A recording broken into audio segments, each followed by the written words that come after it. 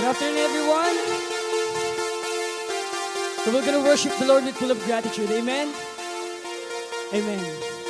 Come on. Kung aking pagmamasdan ang kalawakan, hindi ko maunawaan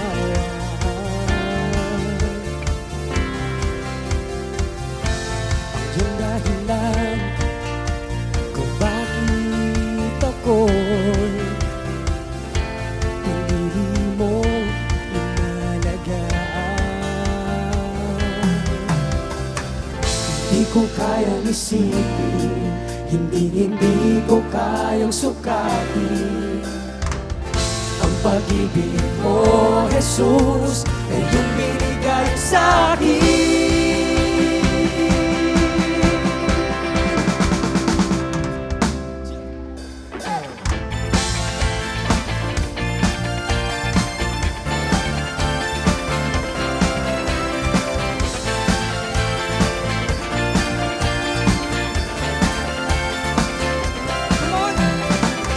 Salamat, salamat, O Jesus, sa pag-ibig mo.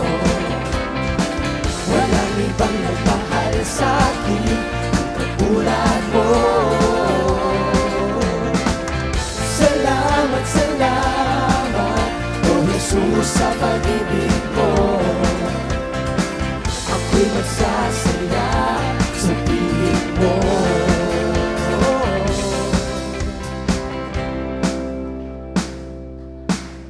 Kung aking pagmamasdan ang kalawakan, hindi ko maunawaan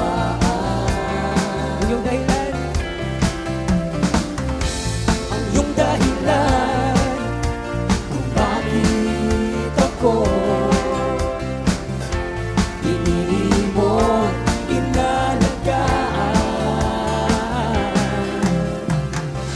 Hindi ko kayang isipin, hindi ko kayang sukatin ang pag-ibig mo, Jesus, na iyong binigay sa akin.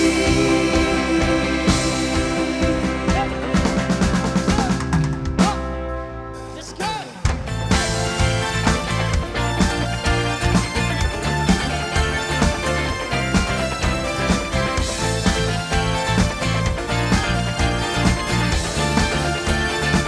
Salamat, salamat! Salamat, salamat, O Jesus, sa pag-ibig mo. Walang ibang nagmahal sa akin katulad mo. Salamat, salamat, O Jesus, sa pag-ibig mo. Ako'y magsasaya sa piling mo. Salamat, salamat, O Jesus, sa pag-ibig mo. Walang ibang nagmahal sa akin katulad mo. Salamat, salamat, O Jesus, sa pag-ibig mo. Ako'y magsasaya sa piling mo.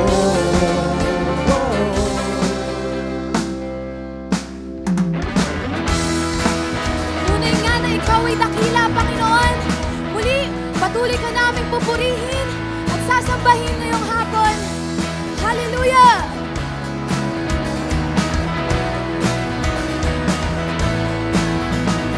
Ako ay sasamba, aawitan ka. Ikaw, Jesus, ang tanging pag-asa. Dahil sa biyaya mo, ako'y malayang lalapit sa'yo.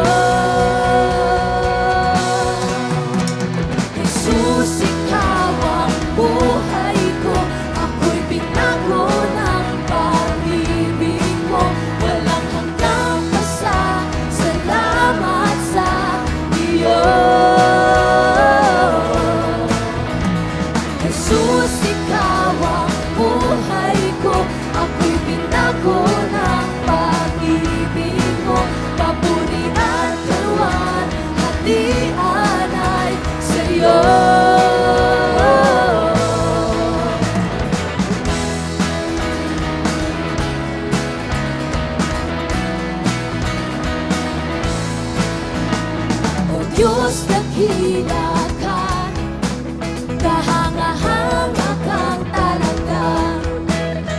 Tunay na ligaya sa'yo lang nadama. Dahil sa biyaya mo, ako'y malaya nalapit sa'yo. Jesus, ikaw ang buhay ko, ako'y binago ng pag-ibig mo. Walang hanggang pasasalamat sa iyo. Jesus, ikaw ang buhay ko, ako'y binago ng pag-ibig mo. Papuri at kalwan at di-alay sa'yo.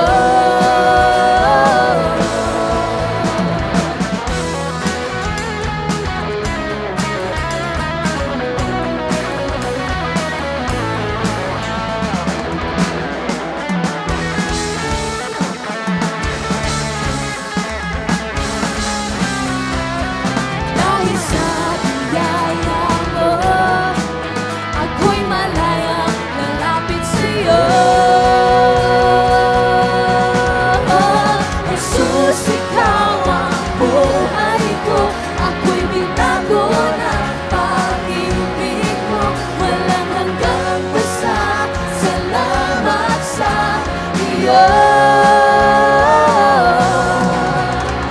Jesus, ikaw ang buhay ko, ako'y binago ng pag-ibig mo. Papuri at kalwan at di-alay sa'yo. Jesus, ikaw ang buhay ko, ako'y binago ng pag-ibig mo. Walang hanggang pasasalamat sa iyo. Jesus, ikaw ang buhay ko, ako'y binago ng pag-ibig mo. Papuri at kalwan at di-alay sa'yo.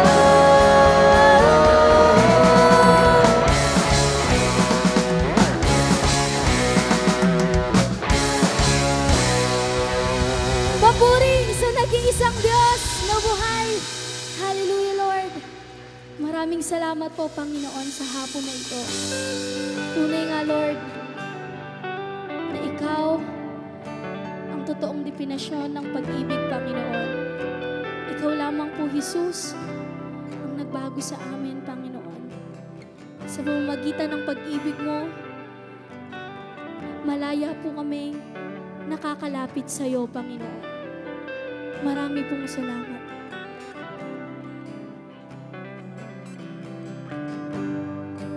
Pagsikat ng araw, pagmamahal mo'y damay. Sa ilalim ng init ng iyong mga kamay, anumang pagsubok o hamon ng mundo, hindi mahiwalay sa pag-ibig mo. Kung manghina man minsan, alam kong ikaw ang sandigan. Pag-ibig mo, kalakasan ko, hindi nagbabago. O Diyos, pag-ibig mo ang kailangan ko.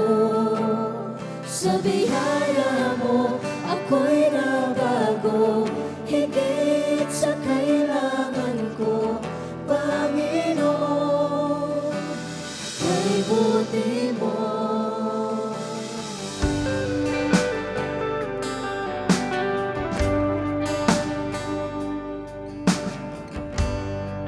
Sa paglipas ng araw, liwanag mo'y tanglaw. Sa bawat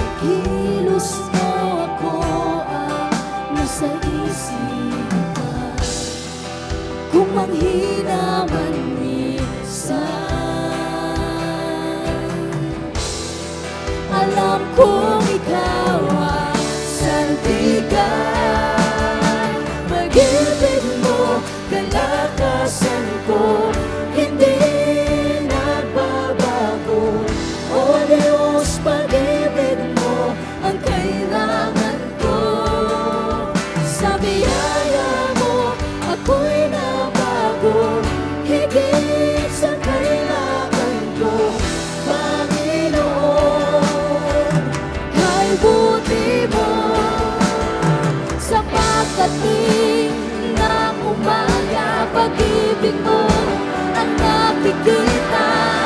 Kay ganda, kay ganda, sa bawat araw may pag-asa, sa iyong gawa umaasa. Kay ganda, kay ganda, pag-ibig mo, kalakasan ko, hindi nagbabago. O Diyos, pag-ibig mo ang kailangan ko. Sa biyaya mo, ako'y nabago, higit sa kailangan ko. Panginoon, kay buti mo, pag-ibig mo, kalakasan ko, hindi nagbabago. O Diyos, pag-ibig mo ang kailangan ko. Sa biyaya mo, ako'y nabago, higit sa kailangan ko. Panginoon, kay buti mo, pag-ibig mo, kalakasan ko, hindi nagbabago. O Diyos, pag-ibig mo ang kailangan ko. Sa biyaya mo, ako'y nabago, higit sa kailangan ko. Panginoon, kay buti mo. Hallelujah, Lord. Patuloy nating palakpakan ng Diyos. Salamat po, Panginoon, sa iyong pag-ibig. Patuloy po namin nararamdaman ang iyong presensya at ang iyong pag-ibig sa oras na ito, Panginoon. Hallelujah, Lord. Dahil sa biyaya mo, ako'y malayang lalapit sa'yo. Jesus, ikaw ang buhay ko, ako'y binago ng pag-ibig mo. Walang hanggang pasasalamat sa iyo. Jesus, ikaw ang buhay ko, ako'y binago ng pag-ibig mo. Papuri at kaluan, hatian ay sa'yo.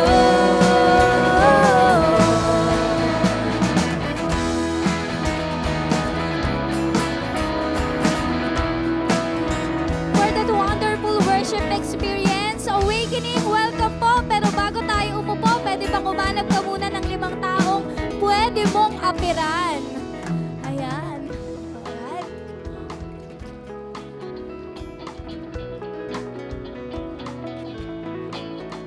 Ayan. Alright. Welcome po sa inyong lahat. Once again, welcome to Awakening, your spiritual home. At kung meron man tayong first timer, may katabi pa tayong first timer dyan, palakpakan naman po natin ang ating mga first timer ngayon. Welcome po sa inyong lahat. Yan po. Ang tawag po natin dito sa ating Sunday, every Sunday gathering ay worship gathering. Dahil every Sunday po, 2 lang ang ginagawa natin dito sa church na ito. First, we worship po. Nagpapasalamat tayo, umaawit tayo sa Panginoon, at pangalawa naman po ay yung gathering. Siyempre, bukod kay Jesus, gusto rin nating makasama at makabanding ang ating mga kapamilya dito po sa Awakening. At one good news, alam nyo po bang yung dalawang service natin, lagi tayong full house at almost 2,000 na po tayo dito sa Awakening Church. Kaya naman, alam nyo, gustong-gusto namin kayong makater ng maayos. Kaya meron tayong dalawang worship gathering every Sunday. Every 2 p.m. yan at meron din po tayong 5 p.m. service po. Bukod dyan, meron din po tayo para sa ating 8-12 kids. Yung mga 12 years old below po, meron silang sarili nilang worship gathering. Yan ang ating 8-12. Every 10 a.m. yan sa May Pahu Church natin. At 2 p.m. naman po yan dito po sa Gozon Church natin. Ngayon naman po, sabi ko nga po kanina, every Sunday meron tayong dalawang ginagawa, worship at gathering. Kanina nung kumakanta tayo, nag-worship tayo sa Panginoon through singing. Ngayon naman po sa ating giving time, isa rin po itong way to worship our God. Every time na nagbibigay po tayo. Actually po, isa po si King Solomon, isa sa pinaka-honored men na nabuhay po. Ang mismong nagsulat sa Proverbs 3, verse 9 to 10. Ayan, ang sabi niya po dyan sa Proverbs 3, 9 to 10, parangalan daw natin ang Panginoon doon sa parte ng yung best crops po natin o yung mga best na ani natin. Parangalan daw natin at ibigay natin sa Panginoon. Ayan, mga unang bunga ng iyong ani. Every time pala nagbibigay tayo sa Panginoon, every time na tithes and offering na ginagawa natin every Sunday, ayun po pala ay pagpapakita ng pagpaparangal sa Panginoon o pagbibigay ng honor sa Diyos. Sino dito ng Teacher's Day, nagbigay ka ng mga chocolates, ng mga sweet messages sa teachers natin kasi ino-honor po natin sila. Bakit po? Kasi alam natin na lahat ng knowledge na meron tayo, malaking factor po yung mga naging teachers natin. And same thing po sa Panginoon. Alam natin lahat ng meron tayo ay galing lang din po sa Panginoon. Lahat ng ipon, lahat ng lakas, kung ba't tayo nakakapagtrabaho, lahat yun ay galing sa Panginoon. Kaya every giving time, hindi po talaga giving ito. Ito po ay pagpaparangal sa Diyos. Oras ng pagpaparangal sa Panginoon, oras ng pagbabalik lahat sa Panginoon. Kaya ang ating mga tithes and offering, ayan po ay hindi lang basta practice natin dito sa church. Yan po ay simbolo ng ating pag-honor sa Panginoon. Let us all be reminded then na we give for 2 reasons. First, because we want to honor our God. And second, because we want to help our church. So pwede po bang ipag-pray natin lahat ang ating tithes and offering?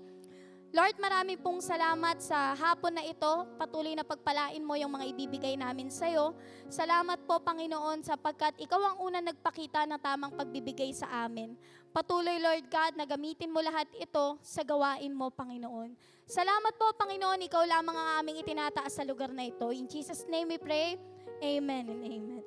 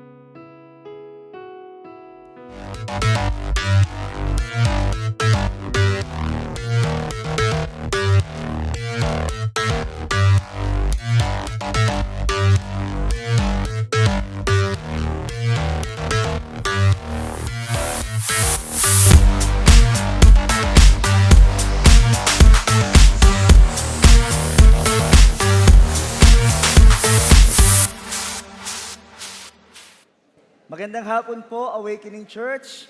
Isang malakas na palakpakan po. Para po sa ating Panginoon at para sa katabi mo, palakpakan mo siya.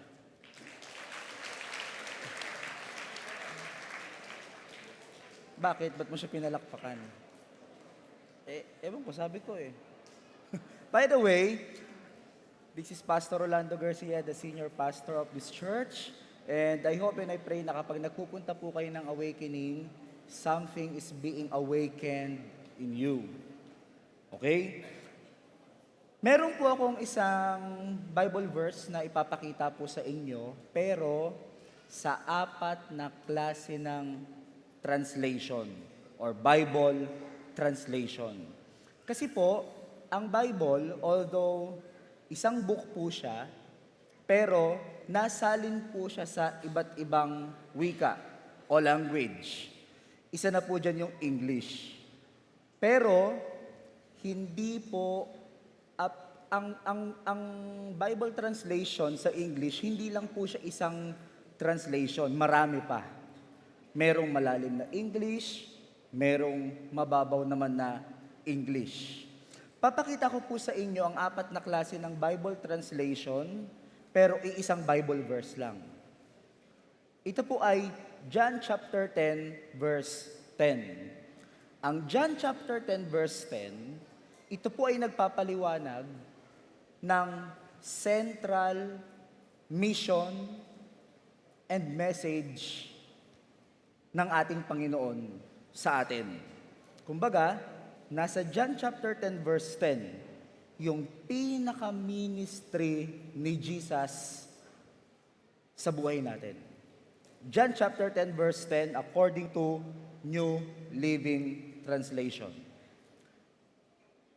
Ang sabi ni Jesus, "My purpose is to give them a rich and satisfying life."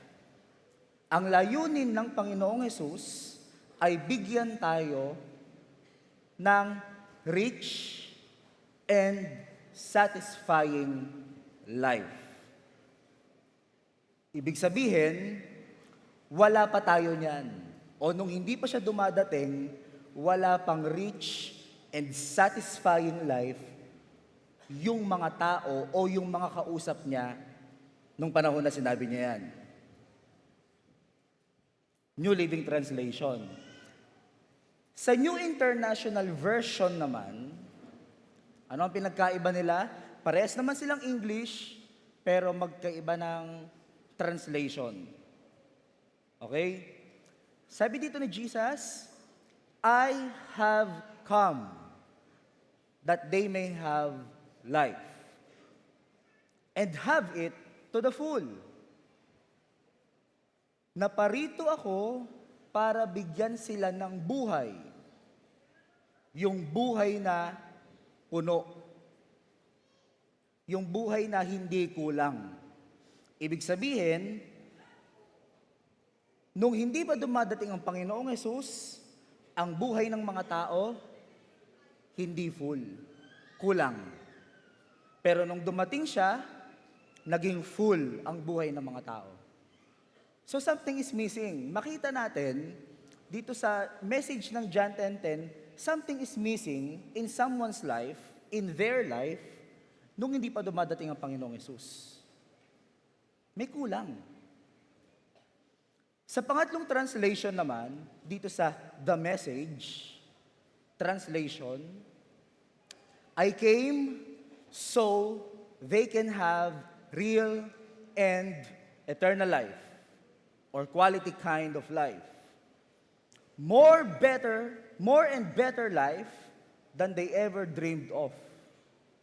Again, parang sinasabi ulit ng Panginoong Hesus, nung hindi pa ako dumarating, wala silang real and eternal life, at hindi pa nila nararanasan yung more and better life than they ever dreamed of.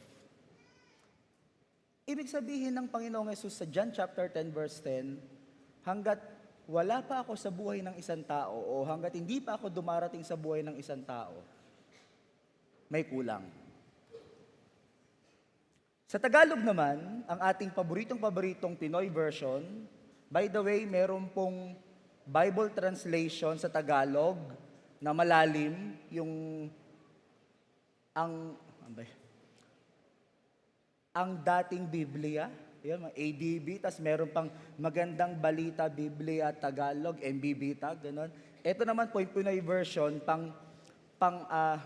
yung language nito medyo mas modern. Taglish ang Pinoy version.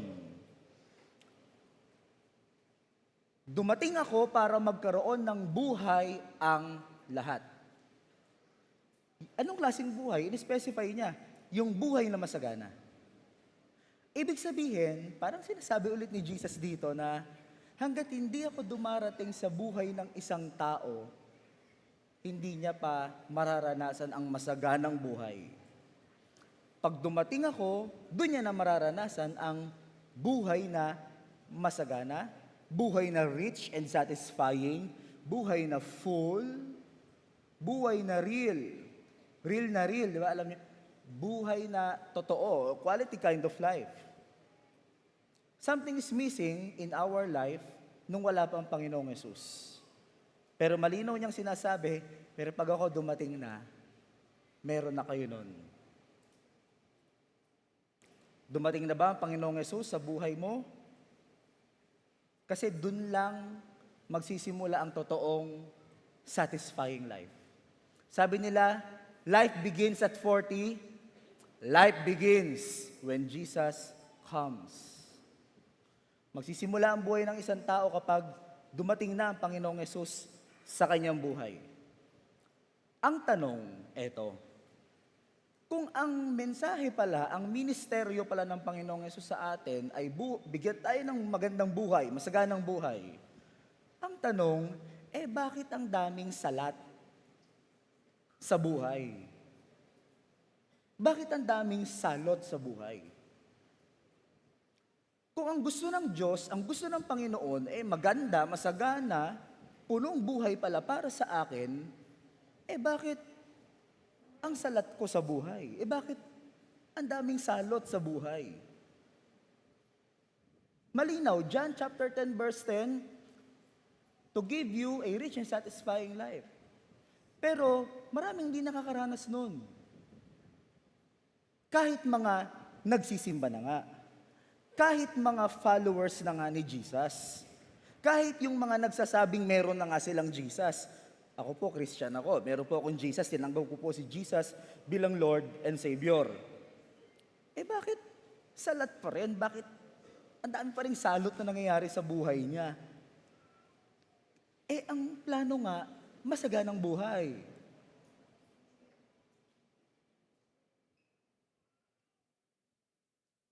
Doon pa rin tayo sa sinasabing, ito ang series natin doon pa rin yung babagsak sa mga paniniwala. Hindi porket ang isang tao ay Kristiyano na, nagsisimba na, followers na siya ni Jesus, hindi automatic na mangyayari sa kanya yung sinasabi ni Jesus na rich and satisfying life. Kasi, bakit maraming salat? Ba't maraming salot? Maybe, yun pa rin ang kanyang paniniwala. Yun pa rin ang tumatakbo sa kanyang isipan.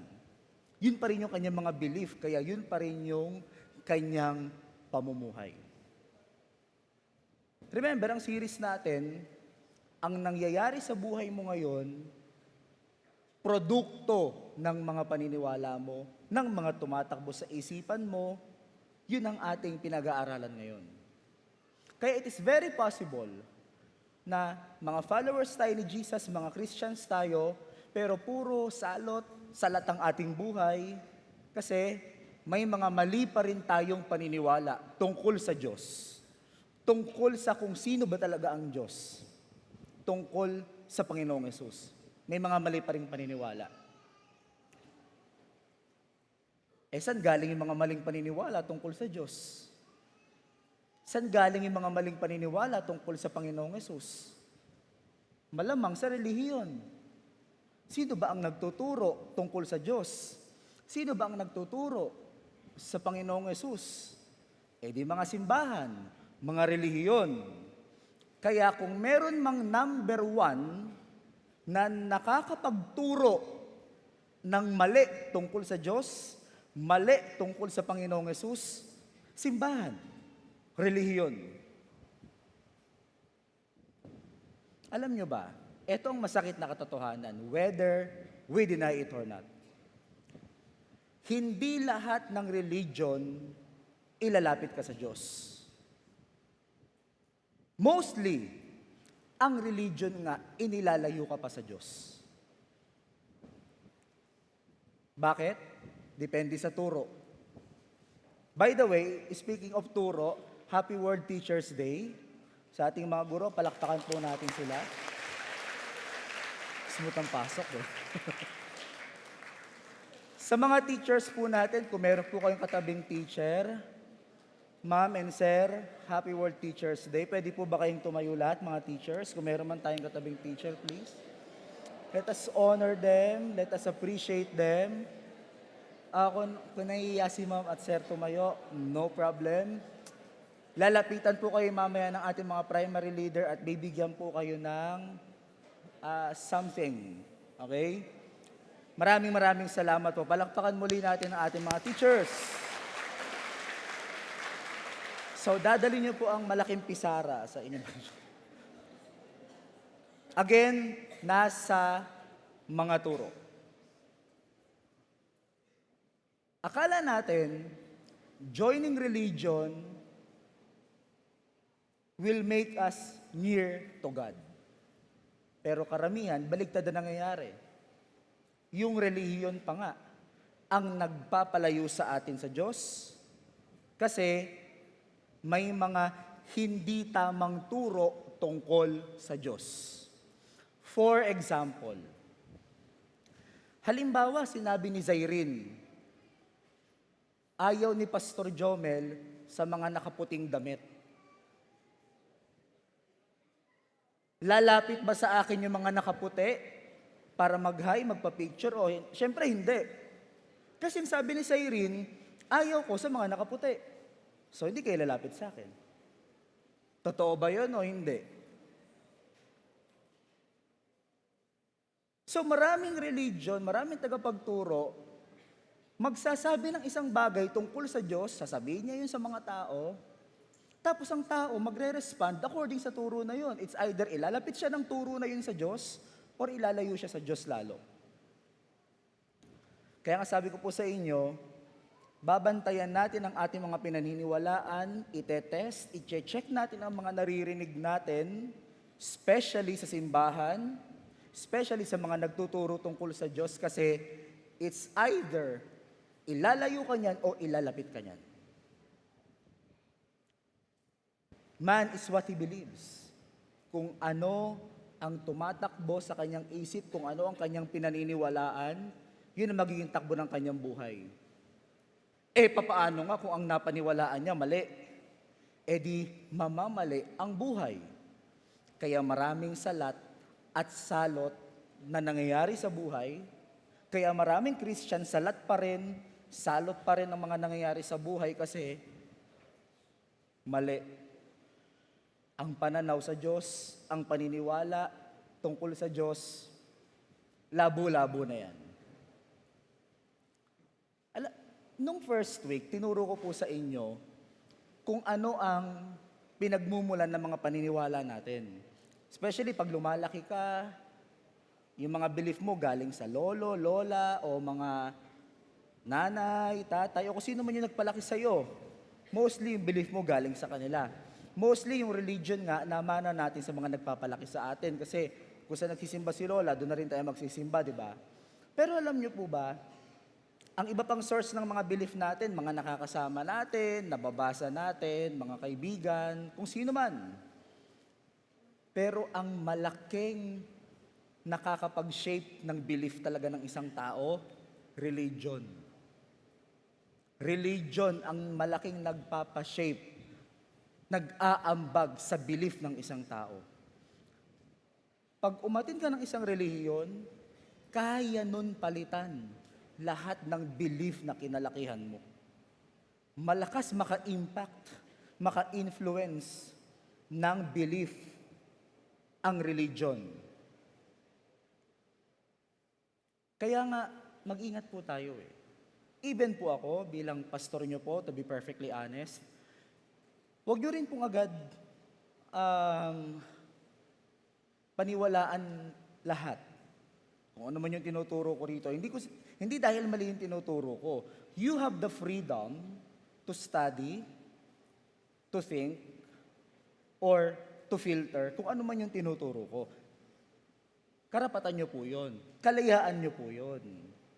Na, tama ba yung sinabi ni Pastor? Tama ba yung narinig ko kanina? Actually, natutuwa nga ako kapag gano'n ang ginagawa nyo. Bakit? Wow, ang mga miyembro namin sa Awakening, mga nag-iisip. Mas masaya ako doon. Malay mo, medyo may konting ititwist pala doon sa tinuturo ko, tapos nabanggit mo sa akin, di ba baguhin natin, i-improve natin. Amen? Malakas makapag-shape ng belief ang religion. Kaya madalas, kung ano ang relihiyong inaatinan mo, yun yung paniniwala mo o yun yung pamumuhay mo. Sadly, wala talagang relihiyon ang kayang makapag-represent sa Diyos. Walang relihiyon na nandun talaga ng buo ang Diyos, na etong religion na to, dala-dala niya ang buong personalidad o ang buong karakter, ang buong Diyos, dala-dala niya. Walang ganong klaseng relihiyon. Walang relihiyon na representative ng Diyos yung relihiyon na yon, wala. Kasi kung meron, nahanapin ko yun, magjo-join ako doon. Ang tanging representative ng Diyos dito sa lupa, si Jesus. Ang Panginoong Jesus ang talagang nakapag-represent, nakapagpakilala sa Diyos Ama. Siyang nagpakilala nun sa atin. Walang religion ang buong magpapakilala sa Diyos sa mga tao. Wala. Madalas, ang relihiyon represented by its stakeholders. Anong ibig sabihin? Madalas ang relihiyon, pinapatakbo, pinangungunahan, nirerepresenta ng mga taong may vested interest, investment, involved doon sa relihiyon na yon. Anong ibig kong sabihin? Ito, para mas maliwanag. Dito po sa Awakening, ako po ang pastor, pero hindi po ako ang Diyos. At hindi ko pwedeng sabihin sa inyo ngayon, ideklara, na kaya kong ipakilala ng buo sa inyo ang Diyos. Kasi kahit ako hanggang ngayon, kinikilala ko pa rin ang Diyos. Dinaranas ko pa rin siya araw-araw. Ako ay nag-i-improve pa rin sa mga kaalaman ko kay God. Sa tulong ng mga katuruan, pamumuhay ng ating Panginoong Yesus. Ako ang pastor, pero hindi ako ang Diyos. Kumbaga, sabihin na natin parang ako yung relihiyon, pero hindi ako yung Diyos. Ito, example. Dito po sa Awakening, pinapatupad ko po ito.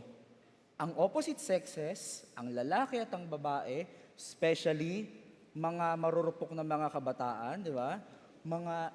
Bawal po talaga sa Awakening yung lalaki magchat-chat sa babae. Hanggat maaari, bawal po talaga yan. Kahit yung mga magkakaklase o magkakaministry, ang payo ko, halimbawa magkaklase kayo, lalaki at babae, imposible namang walang group chat kayo sa eskwelahan. Meron. Doon kayo mag-chat, doon kayo mag-usap.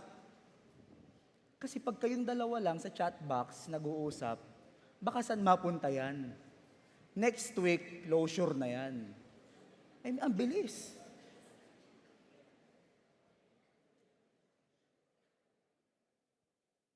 Pastor, nasan sa Bible yan na ang opposite sex bawal mag-chat? Wala.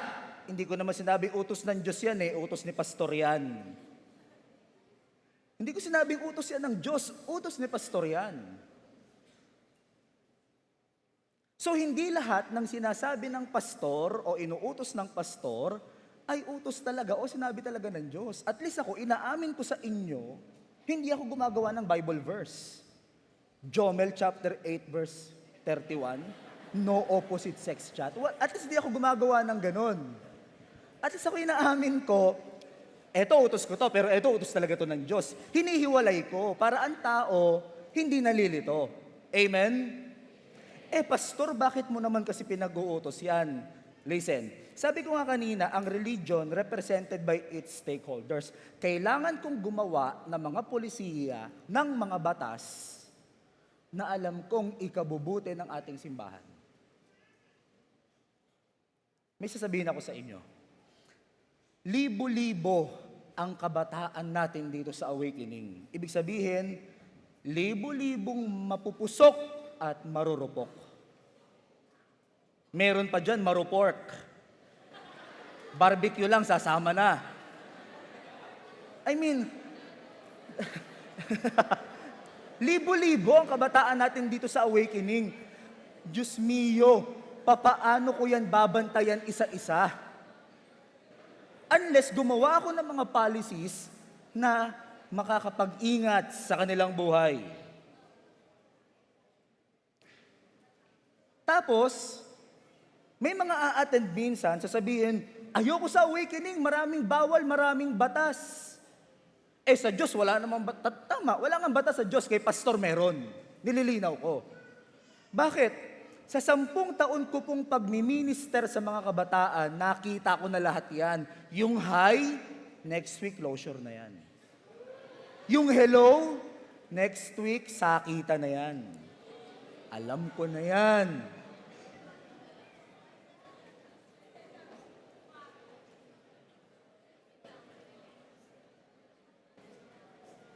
Malinaw?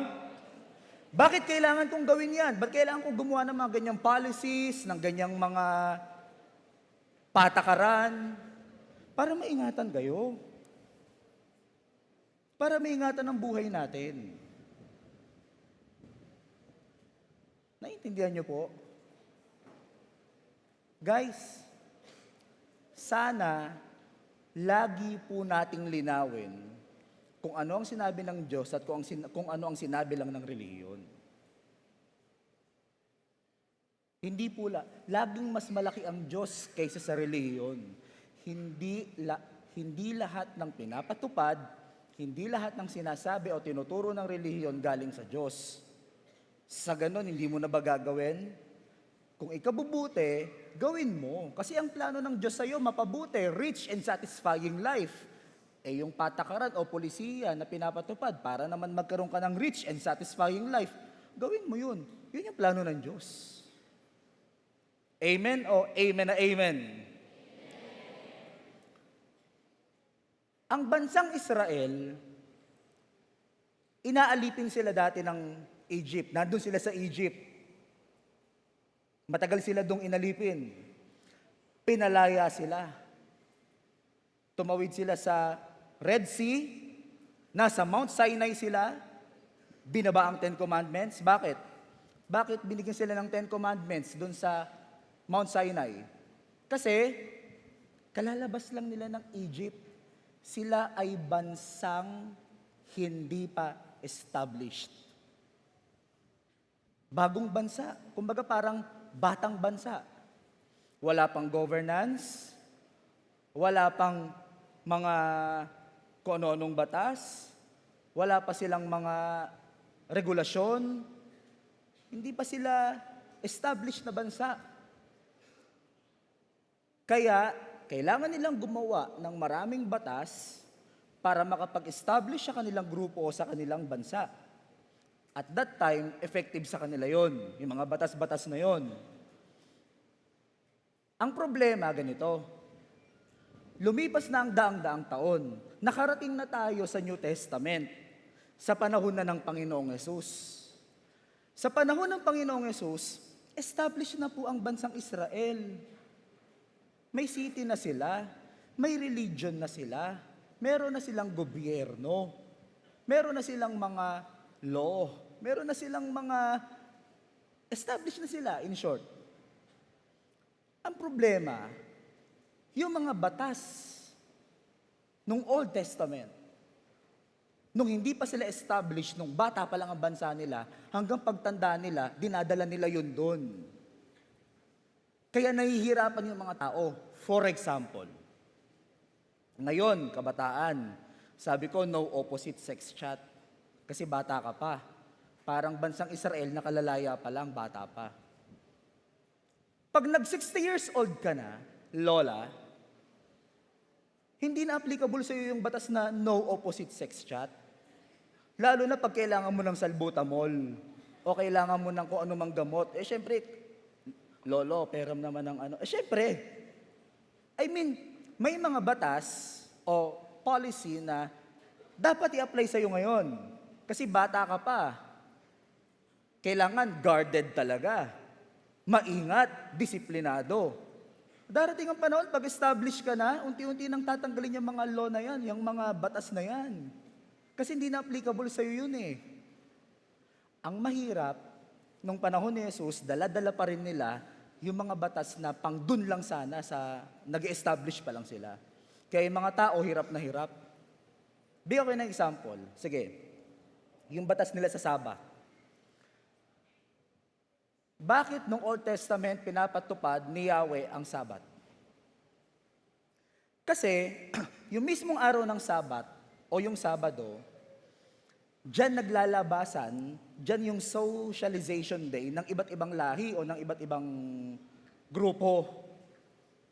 Dahil nga maliit na bansa pa lang sila, hindi pa sila established, ang sabi ni Yahweh, pag araw ng Sabat, walang gagalaw, walang lalabas, dyan lang kayo sa loob, walang magtatrabaho. Bawal makihalubilo. Kasi, pag nakihalubilo sila sa ibang lahi, paano kung magkagustuhan, magligawan, mag-asawahan, magkaroon ng anak?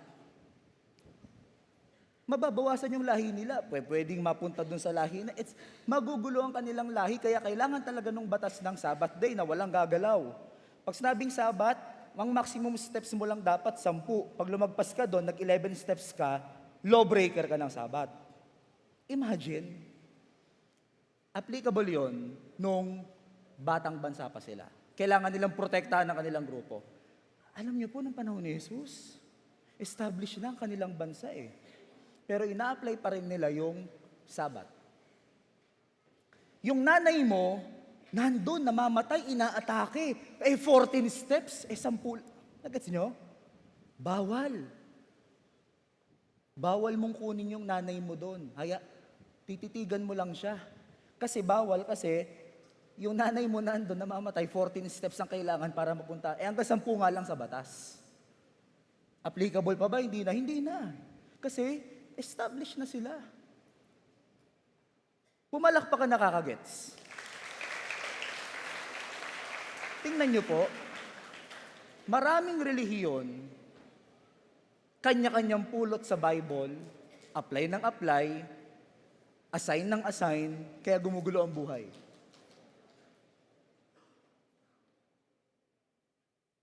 Naliliwanagan po kayo.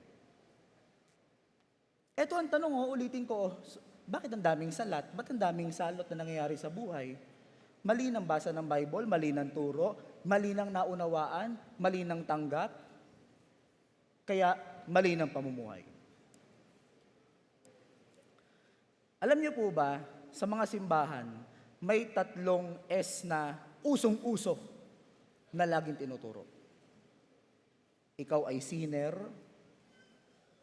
dapat mag-suffer tayong lahat, kasi mga makasalanan tayo, at may Satan na lagi kang inaabangan. Maraming simbahan, duduk-duk sa'yo yung 3 na yan. As in every Sunday, sinner ka, mag-suffer ka, may Satan. Kaya tuloy, iinom ka lang ng kape, parang may jablo ata sa sa coffee mug. Grabe. Hahawak ka sa elevator, may jablo. May kausap ka, sinesermonan ka kasi may mali ka nagawa, jablo. Anong jablo? May mali kang ginawa, kaya kasi hindi jablo yun. Nagigits niyo po? Jablutot. Yung pala, jablo, Satan, say, in Jesus, may mali kang ang ginawa sa trabaho, kaya kasi ni-sermonan, hindi yun jablo. Hindi jablo si sir. May mali kang ginawa. Papagalitan ka ng teacher mo, hindi ka nagpasa ng project, jablo. Hindi ka nagpasa ng project. Diyos me. Anong kinalaman nun? Kasi nga, naturuan tayo na may Satan na lagi nakaabang. Kaya tayo, takot na takot gumalaw, takot na takot sa mga bagay-bagay. Lagi pang itinuturo sa mga simbahan na kailangan mag-suffer tayo, maghirap tayo, di ba? Manalangin tayo, magdamag, mga bangag na tayo, walang tulugan, di ba? Worship magdamag. Nagagalit na yung kapitbahay, bidyoke nga, hanggang alas 10 lang yung worship nyo, hanggang alas 5 ng madaling araw. Salot. Di ba? Mag-suffer tayo, magpa-fasting tayo ng 40 days and 40 nights. Di ba? Hindi tayo kakain ng 3 merienda para pagbigyan ng Diyos ang ating panalangin. Kasi natutuwa ang Diyos sa mga taong gutom. Mga ganun. Suffer tayo. Ganun ba yun? Tapos lagi ka pa idodokdok sa'yo, ikaw ay makasalanan, ikaw ay nagkulang sa Diyos, hindi ka karapat-dapat. Ikaw ay walang magagawa sa iyong sarili. Ikaw ay depraved. Ikaw ay walang pakinabang. Biruin mo every Sunday, etong SSS na ayaw ko eh. Walang benepisyo. Imagine every Sunday, ito ang naririnig ng mga tao sa simbahan. Well, tama naman yan eh. Makasalanan ba tayo? Oo. Kailangan ba tayo mag-suffer dahil sa mga? Oo. May Satan ba talaga? Oo, tama naman yan eh. Nasa Bible nga yan eh. Sa Bible naman nila kinukuha. Tama naman, nasa Bible naman eh. Pero parang yan na lang lagi ang topic. SSS yarn. Sana pag-ibig naman. Para naman maranasan natin ang PhilHealth. O, duktong nyo insular. O, tinan nyo. Ang problema kasi dyan, tama naman eh. Opo, okay na po. Ayan po kami. O, tapos, anong gagawin? O, dudukdok na naman sa amin yan. Ang problema kasi sa mga Bible readers, ang problem kasi sa atin, lahat ina-assign natin lahat ng nababasa natin sa Bible, i-assign natin sa atin. Lahat i-apply natin sa atin. Remember, ang Bible, 1,000 taon na yan nasulat. Tapos pagpipilitan mo na lahat i-apply mo sa buhay mo ngayon.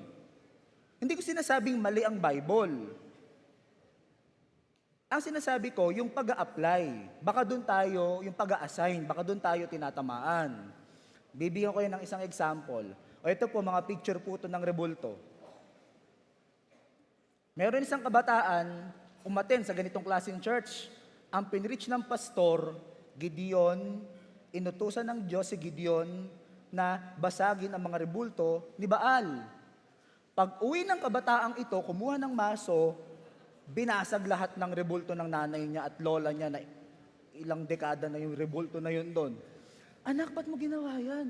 Kasi po, sabi ng preacher po sa amin, basagin daw ang mga idolatry, ang mga rebulto na to. Ganon. Inagaw yung maso eh.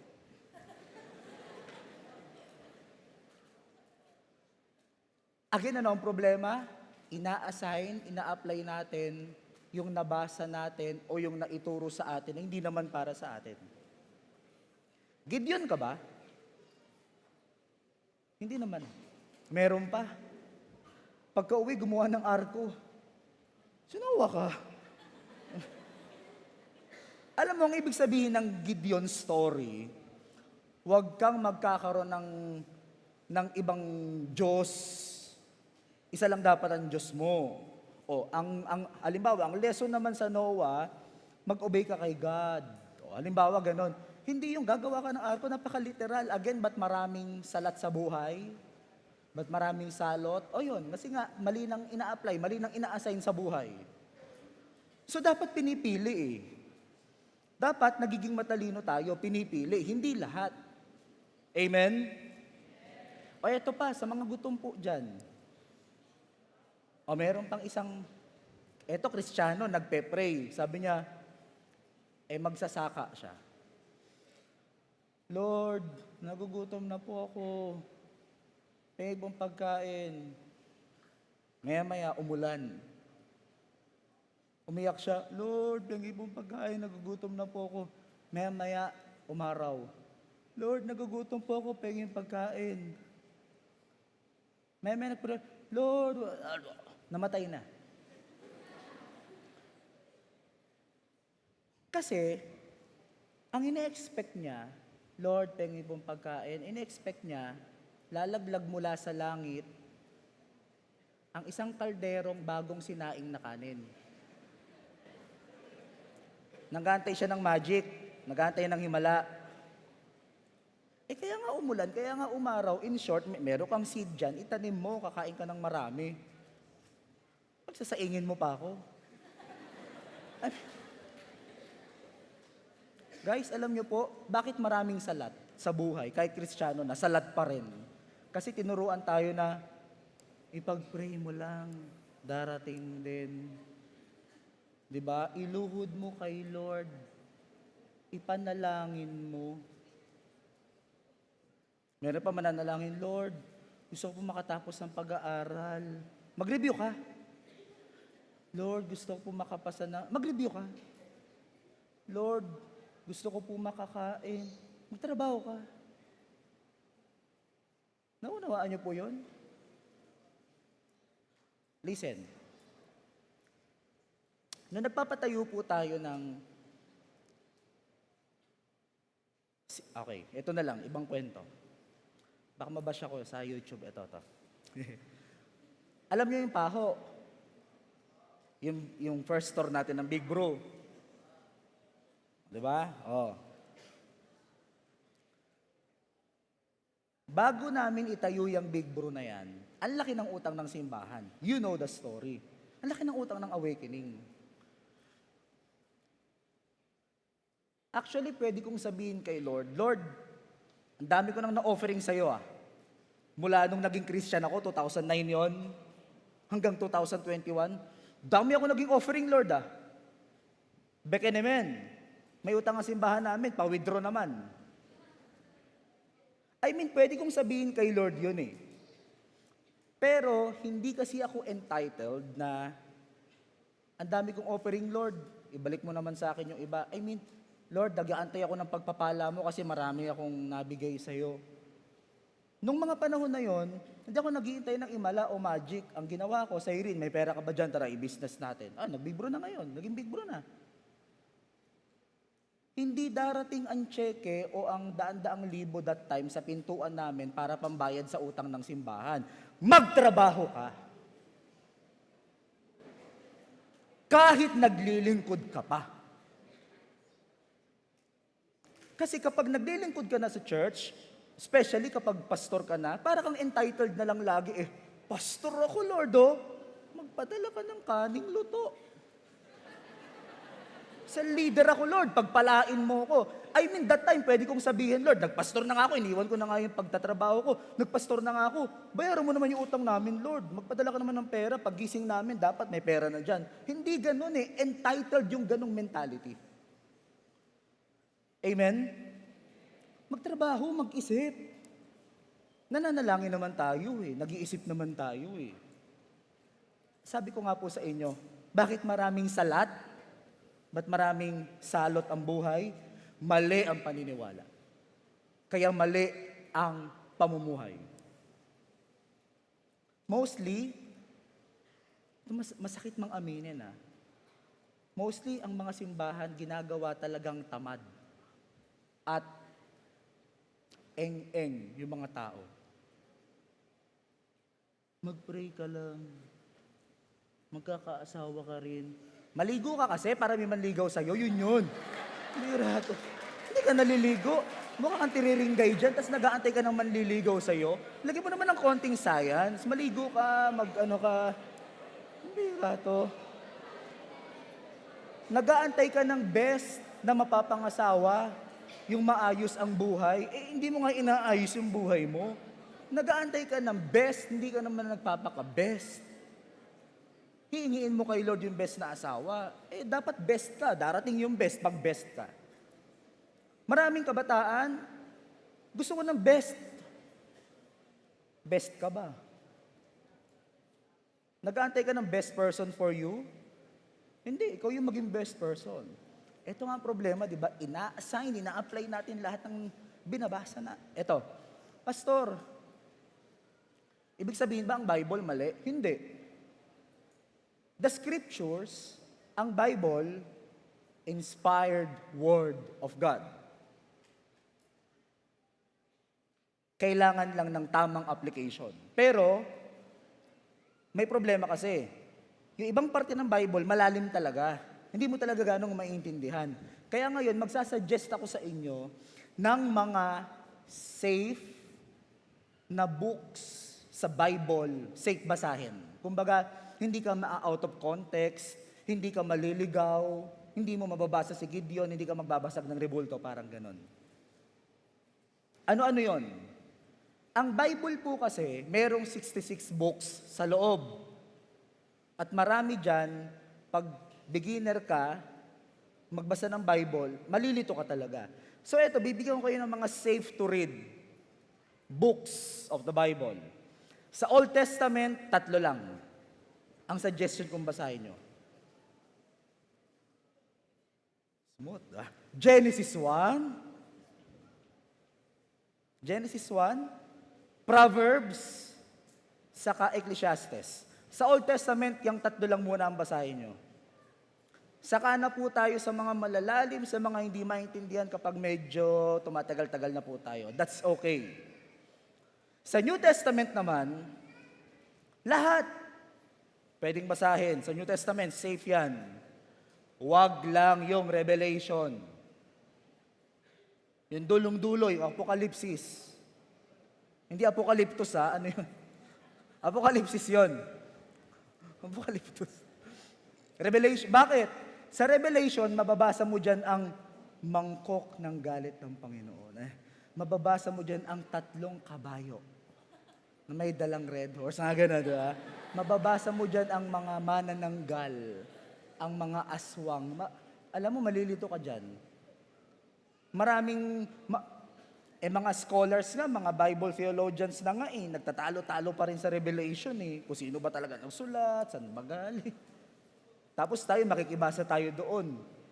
Ano to? Ba't may kabayo? Di ba? Hindi na kailangan ng buhay. Kaya nga huwag mo na basahin nyo, ibang New Testament. Amen, amen? Pambira kasi, meron kasi kabago-bagong Christian, magbabasa ng Revelation.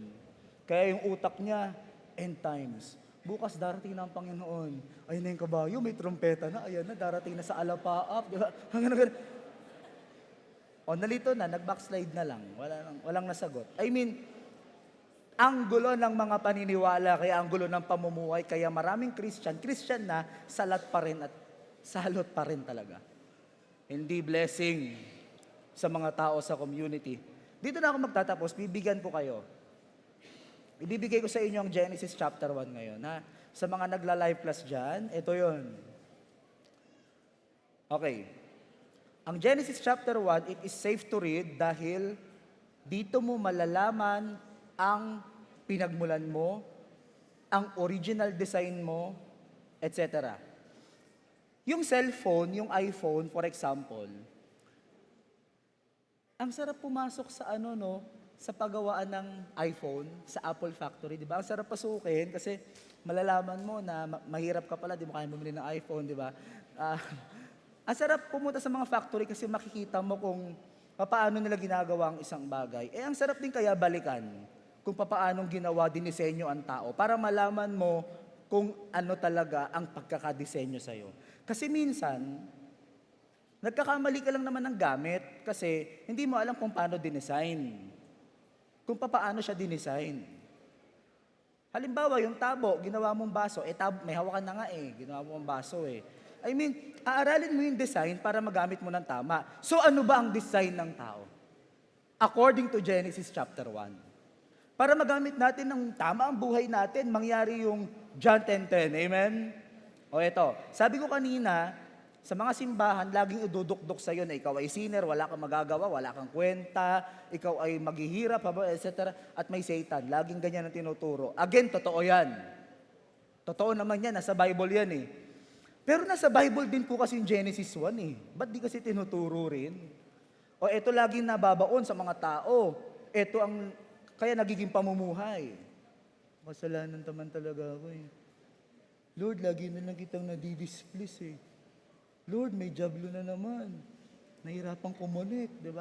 Alam niyo, nasa Bible naman yan eh. Ang Genesis 1 nasa Bible din, o ba't di natin pag-usapan?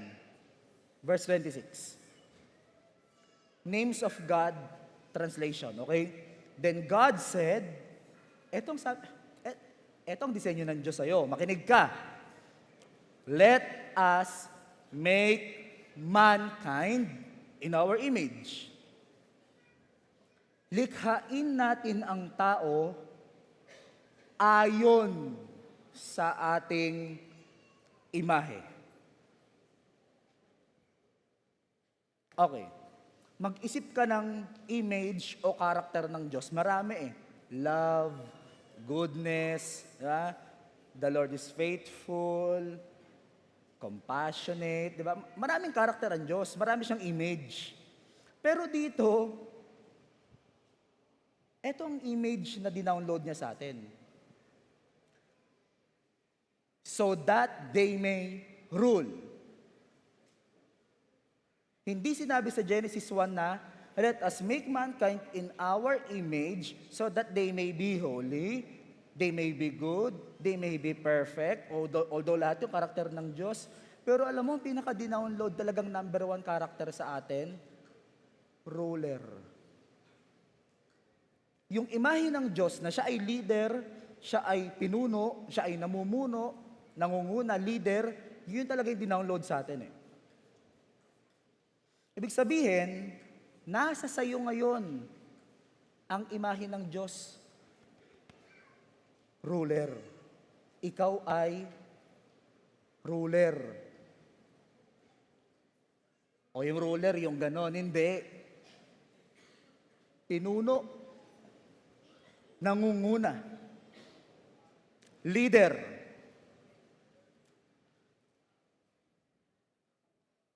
Psalm 82 verse 1, Names of God translation.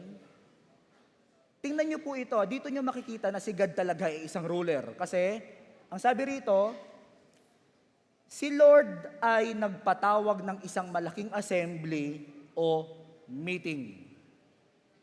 Parang meeting di avance, di ba? Parang pinatawag ko kayong lahat. Ang Diyos nagpatawag ng malaking meeting. Sino ang mga pinapatawag niya? Gods. Mga maliliit na G, gods. So nagpatawag siya ng meeting sa mga gods. At meron siyang judgment. Ang word na ginamit, pronounce, hindi announce. Kasi pag sinabing announce, pang MC yun. Pag announce, pang presidente yun. Someone with authority. Kaya pronounce ang ginamit. Ibig sabihin, dito makikita nyo na ang Diyos mataas, ruler siya, at ang kausap niya, mga gods. Kaya nga sabi sa verse 8, Arise, O God, judge the earth because all the nations belong to you. In short, ang Diyos, siya ay ruler, He rules, and He reigns. Siya ay nagahari, siya ay pinuno, leader, nangunguna. And, He made you in that image. Meron kang DNA ng isang leader, ng isang ruler, ng isang pinuno. Imagine, let us make mankind in our image. Ano agad yung kasunod? So that they may rule. Yan talaga yun. Alam niyo po, meron pang isang mali na tinuturo sa mga simbahan, ano daw? Kailangan daw be holy. Dahil ang Diyos daw ay holy. Tama naman yun . Pero marami kasing konteksto yun eh. Wala naman talagang perfectly magiging holy. Kaya ang mga tao pag nagkasala, ayaw na mag-church. Dahil, ang sabi ba naman, be holy, for God is holy, gayahin daw. Kung ine-expect ng Diyos na maging holy o perfect tayo, di sana yung image ng perfection, yung dinownload niya sa atin. Let us make mankind in our perfection so that they may be perfect. Yung ba yun? Kaya nga, ang tao, alam ng Diyos, hindi talaga tayo perfecto, kaya nga ang forgiveness nakahanda na bago ka pa magkasala. Huwag mo lang aabusuhin. Ang dinownload sa'yo, ang inaasahan sa'yo ng Diyos, maganap yung image niya na dinownload niya sa'yo nung Genesis chapter 1. Rule. The DNA of God in your life, you are a ruler. Pinuno ka. You can lead.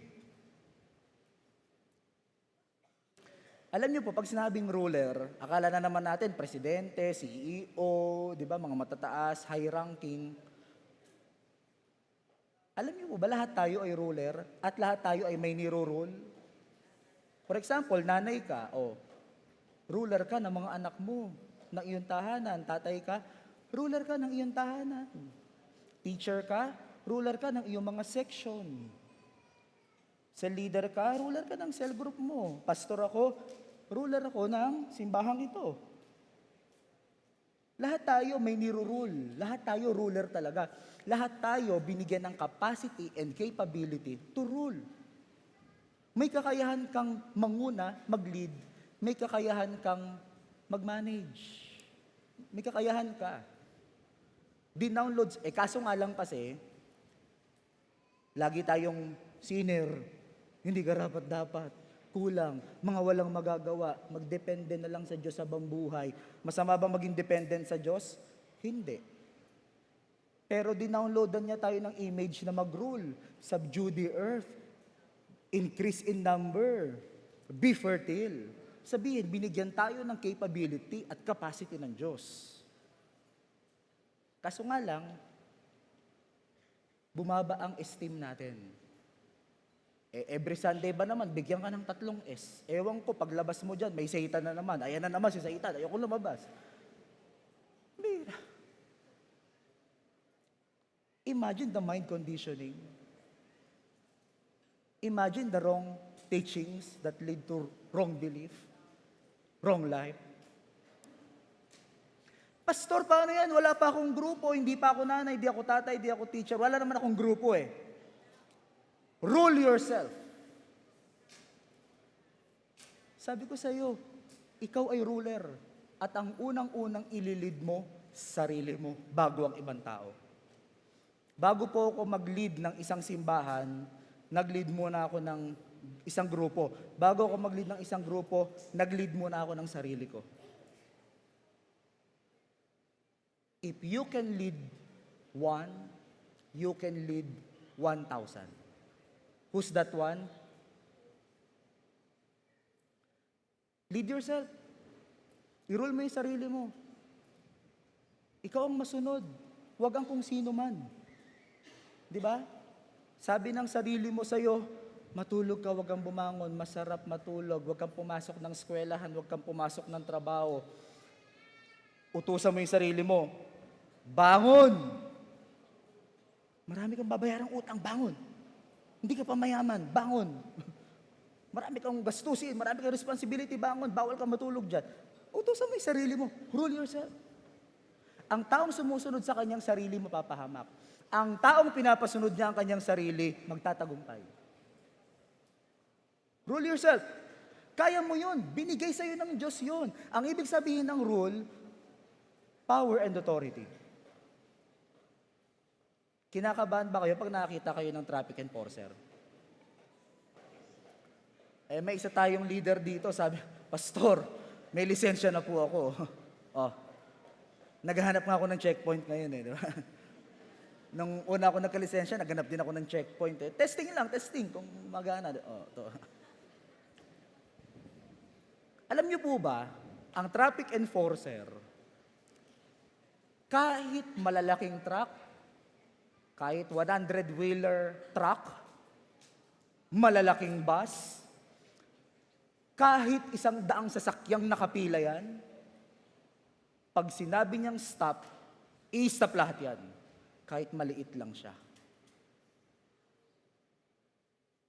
I-stop lahat yan. Bakit? Kahit malaki kayo at maliit ako, ako'y may authority. Ako'y pinadala dito ng gobyerno ng Pilipinas sa intersection na ito. Kaya pag sinabi kong stop, stop. Stop. Nakuha niyo yun? I mean, wala sa laki o sa dami ng sasakyan. Nasa authority. Siya ang may authority. Pag sinabi niya naman go, go. Stop. Wait lang, may dadaang ambula. Go na lahat. Kahit nga, 2 oras niyang patigilin yun eh. Siya ang may authority. Siya ang nasusunod. Ikukumpara mo ang traffic enforcer versus sa truck, kahit sagasaan kita eh. Ang liit-liit mo naman. Nagigets nyo? Pero ang maliit, may authority yan eh. Ang malaki kaya niyang patigilin yan. Ano ibig sabihin? Meron kang ganong klaseng authority sa buhay mo. Malaking bisyo, kaya mong patigilin yan. Malaking problema, kaya mong solusyonan yan. Hindi ka makapagpigil, kaya mong sabihin sa sarili mo, mag-wait ka sa tamang panahon. Kaya mo rin mag-green sa sarili mo, go na, simulan mo na yan. May authority ka. Hindi mo lang nagagamit kasi nga, sinner ka, suffering na naman, satan, control. Ibalik natin ang imahe ng Diyos sa mga tao. Ruler ka. Genesis chapter 1. Amen? Alam niyo po, totoo naman, nasa Bible naman eh. Oo nga po, sinner po kami. Okay na po. Pero alam niyo, yan ang laging tinuturo, yan ang naging pamumuhay natin. Tatanungin ko kayo ulit, ba't maraming salot? Ba't maraming salat sa buhay? Guys, dito na ba magtatapos? Totoo naman na tayo ay sinner, na tayo ay may suffering na mararanasan. At totoong may satan naman talaga. But there's a Savior. In fact, wala nang talabiyang tatlo na yan. Once and for all, kailangan mo lang malaman na ikaw ay makasalanan, ikaw ay maghihirap sana, at may jablo talaga, okay na yun. Wala nang epek yung tatlo na yan. Canceled na yan sa buhay natin. Kasi may Savior tayo. At niligtas tayo ng Panginoong Yesus, ng ating Savior, mula sa tatlo na yan. Kaya ewan ko kung bakit yan pa rin ang highlight sa maraming churches. Ano pong sabi sa Acts 16:31? Believe ha? Believe in the Lord Jesus Christ and you will be saved. Niligtas na po tayo ng ating Panginoong Yesus sa tatlo na yan. Believe in the Lord Jesus Christ and you will be saved. We are no longer sinners. Inako na ng Panginoon ang lahat ng hirap, lahat ng suffering. Ang jablo, wala na rin kapangyarihan sa buhay natin yan. Niligtas na tayo ng Panginoon dyan. Ito pa good news. Hindi lang daw tayo ang maliligtas pag naniwala tayo kay Lord Jesus. You and all who live in your house. Ikaw at ang buo mong sambahayan. Someday, you will worship God with your family. Not just your family right now, but your future family, with your future spouse, with your future children, we will all serve God. Amen? Tumayo po tayong lahat. Huwag na po tayong matakot sa tatlong yan, because Jesus Christ has already saved us. Pwede bang makita ang kamay ng mga naniniwala sa Panginoong Yesus? Kasi ang sabi, believe in the Lord Jesus Christ, and you will be saved. You and all who live in your house. Sabi mo nga sa katabi mo, may tinatago ka palang leadership. Ruler ka pala.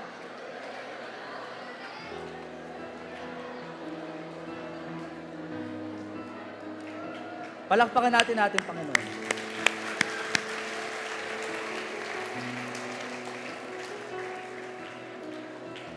Awakening people, all of you who believe in the Lord Jesus Christ, pwede po ba tayong pumikit?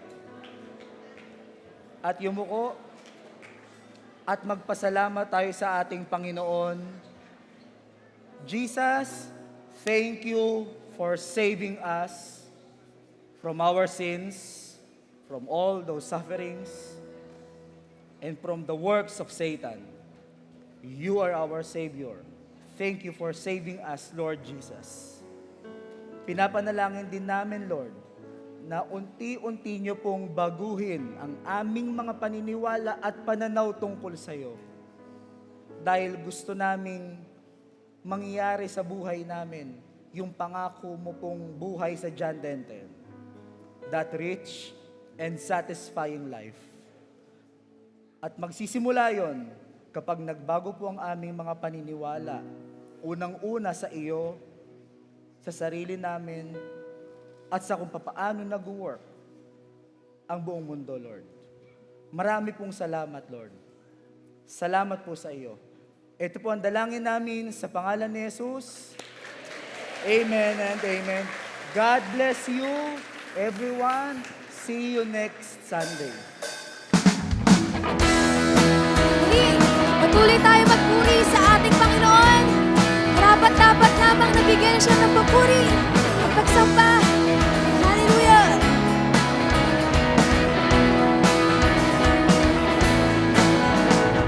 Ako ay sasamba,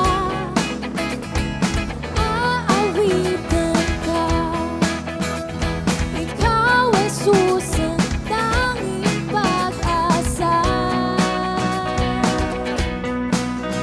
Dahil sa biyaya mo, ako'y malayang nalapit sa'yo. Susikaw ang buhay ko, ako'y binago ng pag-ibig mo. Walang hanggang pasasalamat sa Diyos. Jesus, ikaw ang buhay ko, ako'y binago ng pag-ibig mo. Papuri at kalwan at dianan sa'yo.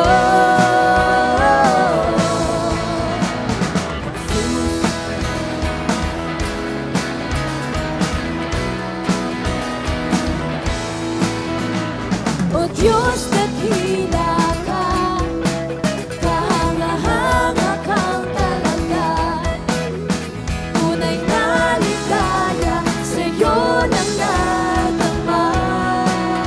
Sa biyaya mo, dahil sa biyaya mo, ako'y malayang nalapit sa'yo. Jesus, ikaw ang buhay ko, ako'y